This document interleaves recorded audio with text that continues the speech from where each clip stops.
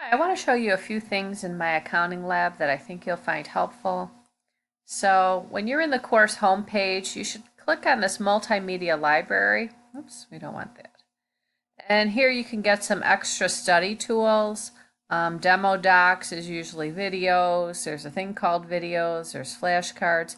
And if you're waiting to get your book, and here I'll put this in as just chapter 1. Hopefully it's only a couple of days till you get your book, but you need to start working on the class right away because it's called an 8-week class, but it's really closer to 7 weeks. So here we can pull up the chapter 1 PowerPoint, and you can see that the PowerPoint is going to be pretty detailed, and you'll get a lot from the textbook.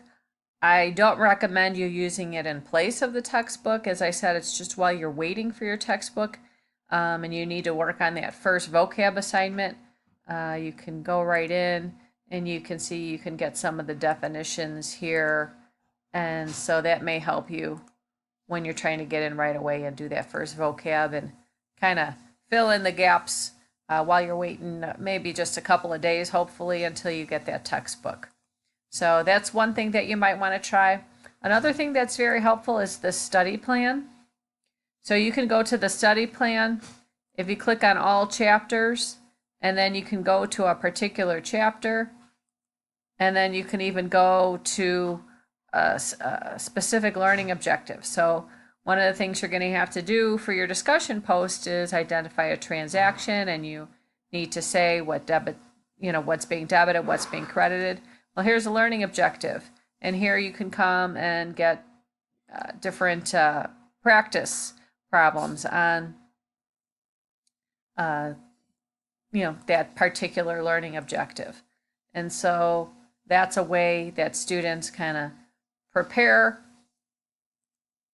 for exams. They go in and do extra problems, or just even if there's a topic that you're having issues with, go in and do some problems off the study plan. And so let's take a look at the assignments that you have. So this is what we have due Sunday, chapters 1 and 2. And this problem in particular, some students have a little bit of trouble with. This is the one where you're looking at specific transactions and seeing how the accounting equation is affected.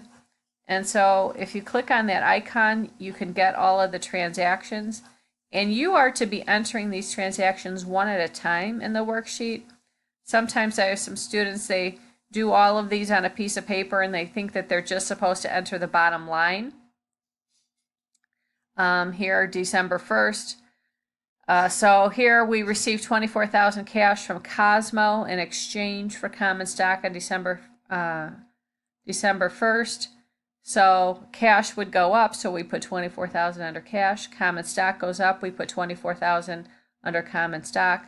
Then we can click check answer, and it says we did it right. So now we get the line for the next transaction. So the next transaction, we received $2,000 cash from customers for services performed. So that meant cash went up $2,000. And we perform services, so that means service revenue goes up $2,000. Well, now we need to show what are the balances in all of the accounts. And the instructions tell you that, we go up to the instructions, carry down all the balances to the balance line, including zero balance accounts, entering a 0 for any zero balances. So we would put in 24,000, and then we got 2,000 for cash, so now we get 26,000 cash. There's no balance in accounts receivable. You got to enter a 0 or it's got to get marked wrong. And that sometimes students miss that, and that's frustrating. Common stock is 24,000. Dividend 0. 2,000. 0, 0, 0, 0. Then check the answer. Okay? So you can see if it's got a 0 balance, it goes 0 on the balance line. But on the transaction line itself, you're just entering the things that change. You're not entering zeros on this line. And that kind of throws off some students. So hopefully that will save you some effort now that you can see how that works. It also says that if it's going down, you put a minus sign in front of it. The other thing that I want to show you is this question help button. So here are some things that are pretty helpful. If you click on help me solve this, here you'll get an explanation. Continue, and it'll kind of go through and it'll explain how you should approach the problem. And a lot of my students really like this feature. Another thing you have, demo docs example. And then here you're going to get brought to, usually it's a video that you can watch.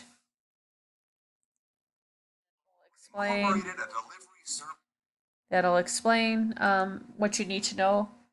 E-text pages is pretty helpful. Although it depends on the version of my accounting lab, not all versions have it. So here you'll get brought to the specific pages of the textbook if you click on that one. Ask my instructor is pretty helpful. So if you're not sure why you're being marked wrong, you can type in a question and say, hey, you know, I put 24,000 under accounts receivable. Why is that being marked wrong? Because, and then I can go in and I can see your actual problem, and I can see what you're missing in the directions and why you got it wrong. So instead of just typing up an email and sending it to me, use this Ask My Instructor, because then I can go in and see your exact problem. So, you know, that one though, it's an email. I will get back to you that same day, most likely, but sometimes you're working on the problem, you want an answer right away.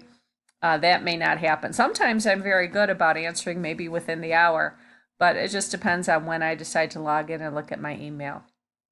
But so sometimes if you're really stuck, the best thing to do is to just take a step away and maybe step back away from my email. Obviously, that doesn't work if you're working right at the deadline. So those are just a few things that I think you may find helpful when you're working on the My Accounting Lab.